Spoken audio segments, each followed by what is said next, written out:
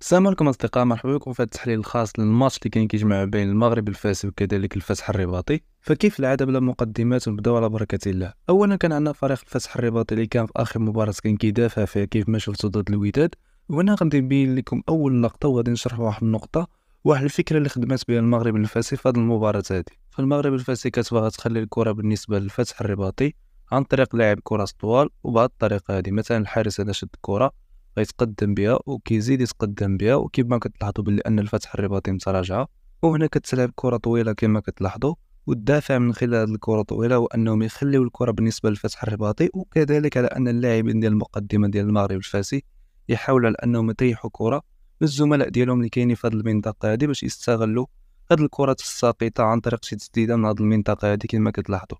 يعني ضرب عصفورين بحجر واحد، يخليو الكره للفتح الرباطي وكذلك استغلال هاد الكرات الساقطة في هاد المنطقة هادي اللي كتشكل خطورة. ولكن خلينا في الهدف الأول هو أنهم يخليو الكرة إلى الفتح الرباطي ويشوفوا التأثير ديال هاد الأمر هذا على الماتش. فإذا رجعت الكرة عند الفتح الرباطي، المغرب الفاسي كيدفع لك 3 ديال اللاعبين في المقدمة، وهاد اللاعبين هادو ما كيقوموش بالضغط نهائيا، وهادشي اللي كيحفز على أن الفتح الرباطي يخرج الكرة من الخلف.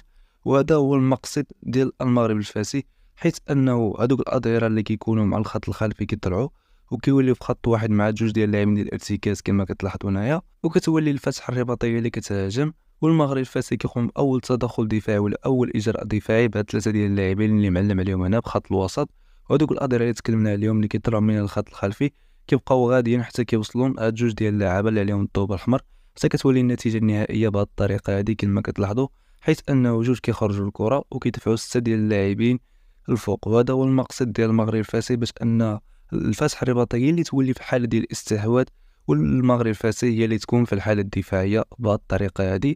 وهنا غادي نشرحوا الحالة الدفاعية ديال المغرب الفاسي. فهذه لقطة كتحاكي داكشي اللي كنا كنشرحوا. هنا الفتح الرباطي في حالة ديال الاستحواذ، ها هما جوج ديال اللاعبين ديال الارتكاز وكيأزروا من الأظهرة وهما غيكملوا في الصعود، وهنا غتكمل الكرة. هادوك الأظهرة غادي يصعدوا حتى يوليو عند هاد جوج ديال اللاعبين اللي معلم عليهم هنا ويوليو في خط واحد.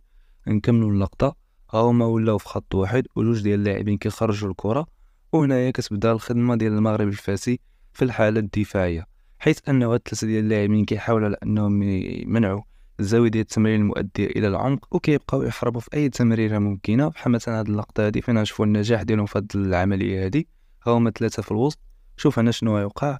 هنا اللاعب ديال الفتح الرباطي غادي يطلق الكرة في وسط هاد المنظومة الدفاعية، وهنايا بحيث أنهم كيحاربوا دوك التمريرات الممكنة، هنا هاد اللاعب هذا اللي معلم عليه هنا غادي يقطع هاد الكرة هادي، وبهاد الطريقة هادي كيكون ممنوع عليهم على انهم يعطيو الكرة في العمق. وبالتالي الحل الوحيد اذا جانا اللقطة السابقة اللي كنا كنشرحوا فيها اللي هي في دقيقة 8 وعقلوا عليها مزيان، هو الحل الوحيد هو انك تلعب الكرة على الاطراف كما كتلاحظوا على لي زالي كما كتلاحظوا تما. اذا هنا ملي كل الكرة كتلعب على الاطراف كيخرج الظهير كما كتلاحظوا، وواحد اللاعب من خط الوسط كيشد لينا لاعب باش كيولي عندنا الوان تو وان، لاعب مع لاعب ولاعب مع لاعب كما كتلاحظوا. وبهذه الطريقه هذه عاوتاني الكره كترجع وكيبقاو هاد 3 ديال اللاعبين كيحاربوا في التمريرات الممكنه في الوسط، ومن جديد الكره كتمشي الى الطرف الاخر كما كتلاحظوا تما. وهنايا كيخرج عنده الظهير ولا يقدر يخرج عنده اللاعب ديال خط الوسط، اللاعب اللي قريب، وكيف كتلاحظوا كيولي عندنا الوان تو وان، لاعب كيخرج عند حامل الكره ولاعب كيشد لينا اللاعب اللي قريب ليه. وهنا الامر كيعتمد على المهاره الفرديه ديال اللاعبين. غالبا اللعابه كيرجعوا الكره الى الخلف وكيحاولوا من جديد على انهم يخترقوا هذه المنظومه الدفاعيه. وهنا غتلاحظوا بلي ان 3 ديال اللاعبين كاينه بيناتهم ثغرات، ولكن هنا كيجي الدور ديال الخط الخلفي اللي كيكون قريب ليهم وكيكون متنبه لاي تدخل ولا اي كره دازت ما بين 3 ديال اللاعبين كما كتلاحظوا ديال خط الوسط. فهنا غادي نفهموا كيفاش. فبتضييق المساحات اللي كاين ما بين خط الوسط والخط الخلفي كتخلي على ان الكره واخا دوز ما بين 3 ديال اللاعبين، اللاعب ديال الخط الوسط يقدروا يدوروا، وكذلك الخط الخلفي قادر على انه يتدخل. وفي نفس الوقت كما كتلاحظوا اللاعب ديال الخط الوسط قراب، يعني واخا الكره كدوز بيناتهم فهما كيكونوا قراب من اجل التدخل. وهنا كيف ما كتلاحظوا اللاعب ديال الخط الوسط قدر على انه يدور ويسترجع الكره كما كتلاحظوا. وهذه لقطه واحده اخرى، ها هي الكتله الدفاعيه، وشوفوا المساحات كيفاش مضيقه، ها هي الكره غادي تدخل الى الداخل، وبالتالي هنا الخط الخلفي قدر على انه يفتك هذه الكره هذه وخا دازت من اللاعبين ديال الخط الوسط. وهذا راجع كيف قلنا بتضييق المساحات اللي كاينه ما بين الخط الخلفي وكذلك خط ديال الوسط. اذا جانا دقيقه 8 لان هي اللي كنا كنناقشوا فيها، هنا من جديد الكره مشات الى الطرف الاخر، هنا الظهير غادي يخرج ولاعب اخر غادي يشد لينا اللاعب اللي قريب ليه ولا اللاعب اللي يقدر على انه يستلم الباس من عنده، وهنا كيولي عندنا الوان تو وان من جديد. وهنا باش تفهموا اكثر اللقطه بحالها في الدقيقه 11 دازت واحد 3 دقائق من بعد ديك اللقطه تعاودت من جديد، الظهير خرج عند حامل الكره، هنا لاعب شد لينا على لاعب اخر، وهنا كذلك من جهه اخرى. فغالبا في هذه الوضعيه هذه الفتح الرباطي كيتحط في الوضعيه ديال انه يلعب عرضيه، والعرضيه كتنتهي في ايدي الحارس كما لاحظتوا. واذا رجعنا لهاد اللقطه اللي كانت في الجهه الاخرى، هنا غتلعب عرضيه، هنا الكره غترجع بحوزه المغرب الفاسي، وهنا كيتحول من حاله دفاعيه الى حاله هجوميه، وهنا هادشي غنشوفوه من بعد. فهنا الكره كترجع للمغرب الفاسي، وهذا هو المقصد ديال المغرب الفاسي لانه يلعب على هاد التحولات هاد. فهنا باش نعطي واحد اللقطه اللي هي توضيحيه زاويه كيف ما كتلاحظوا كتبين الملعب كامل، عندنا 3 ديال اللاعبين ديال الخط الوسط، واللاعبين ديال المقدمه ديال فاس ما كيقوموش بالضغط نهائيا، وهذا اللي كيحفز الفتح الرباطي على انه يخرج الكره باريحيه وبسهوله. فانا يقدر اللاعب ديال الخط الوسط على انه يتحفز باش انه يضغط على حامل الكره، ولكن مباشره من اللي غادي يحس يعني بالفشل ديالو غادي يرجع مع الزملاء ديالو باش انهم يضيقوا المساحات مع الخط الخلفي كما كتلاحظوا تما، يعني غيرجعوا في حالهم في اتجاه داك السهم الاحمر وباش انهم يضيقوا دوك المساحات مع الخط الخلفي. اذا هنا هاهم رجعوا، شوف كيفاش ضيقوا المساحات مع الخط الخلفي، وكتبدا نفس الخدمه اللي كنا كنشرحوها سابقا، الا ان هنا غادي نوضح لكم واحد النقطه اللي ما وضحتهاش يعني في اللقطات السابقه. شوفوا معايا مزيان شنو غيطرا في هذه اللقطه هذه. هنا كتطرا نفس الحاجات، كيحاولوا انهم يلعبوا الكره على الاطراف، كتبدا ديك الوان تو وان، الكره كترجع، اللاعبين الخط الوسط كيحاربوا ديك الزوايا المؤديه الى العمق. هنا من جديد الكره جات الى هذا الطرف هذا، هنا الكره غادي تتلعب ولكن شوفوا خارج هاد الكتله الدفاعيه ديال المغرب الفاسي. شفتوا كيفاش يعني اللاعب عطى الباس للزميل ديالو خارج هاد الكتله الدفاعيه، وهنا من جديد الباس غادي يكون من جديد خارج هاد الكتله الدفاعيه. هذا هو الباس الثاني غادي يكون خارج هاد الكتله الدفاعيه، ها هو الباس الثاني كما كتلاحظوا. الباس الثالث عاوتاني ها هو خارج هاد الكتله الدفاعيه هادي.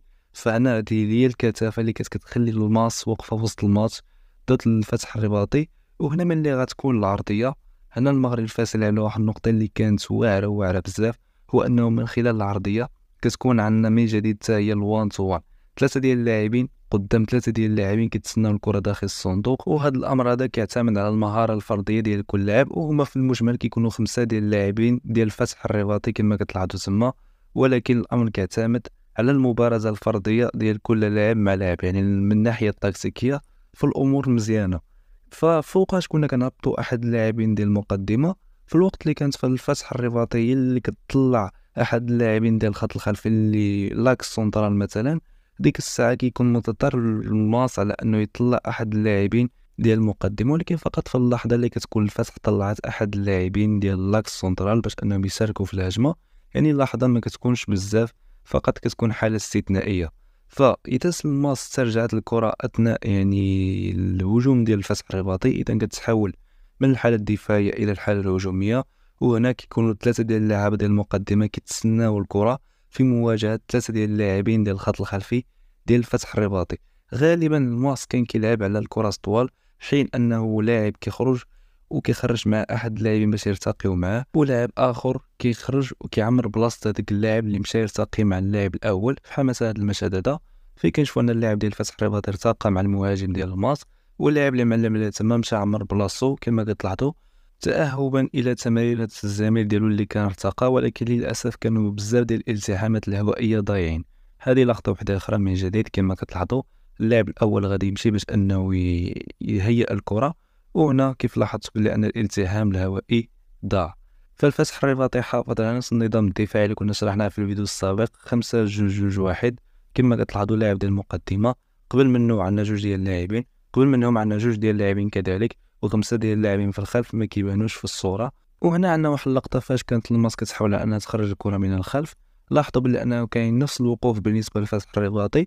وهنا شنو غيوقع هو ان الماس ضيعت الكره، اذا هنا غتنتقل الماس من الحاله الهجوميه الى الحاله الدفاعيه، وهنا كاين العكس. لاحظوا معايا 3 ديال اللاعبين ما تحركوش من بلاصتهم، هادو اللاعبين ديال المقدمه ديال الماس بقاو واقفين بلاصتهم يعني، وهادوك اللاعبين ديال الخط الوسط هما اللي غادي يرجعوا وغيقوموا بداكشي اللي كنت شرحناه يعني في البدايه ديال الفيديو على المنظومه الدفاعيه ديال المغرب الفاسي، حيث انهم غادي يضيقوا المساحات وغادي يبقاو مترصين بداك النظام كما لاحظتوا تما. وزيد عليها هنا الوان تو وان كما كتلاحظوا، كل لاعب شاد لينا لاعب. هنا عندنا 3 ديال اللاعبين، اللاعب ديال اللاكس شاد لينا لاعب، الظهير شاد لينا لاعب، ولاعب ديال الخط الوسط شاد لينا لاعب كما لاحظتوا تما. وفي الاخير الكره مشات الى التماس. الفسح الرباطي في الحاله الهجوميه ديالو كاين كيخلينا واحد اللاعب ديال الارتكاز شويه متراجع، حيث انه الماس في التحول الهجومي ديالها كيخرج عند لاعب ديال اللاكس باش يكاسي لو جو، هذا اللي على الضوء الاحمر. فيما هذاك اللاعب اللي كانوا كيخليوه راجع شويه كاين كيعمر بلاصتو باش يحافظوا على الثلاثي الدفاعي في استقبال الهجمات ديالنا كما لاحظتوا تما. فاليوم شفنا تنظيم دفاعي اللي كان مزيان، والماتش اللي فات شفنا ضغط عالي اللي كان مزيان. كل ماتش كيعطينا فكره، وان شاء الله الماتش المقبل غادي نقدروا على اننا نربحوا. بطبيعه الحال غادي نواكبوا الخصم المقبل اللي هو الرجاء البيضاوي بجميع النقاط اللي كتخص به، ونتمناو على اننا نحققوا شي انتصار اللي يكون مستحق. نتلاقاو في فيديوهات مقبله، الى اللقاء.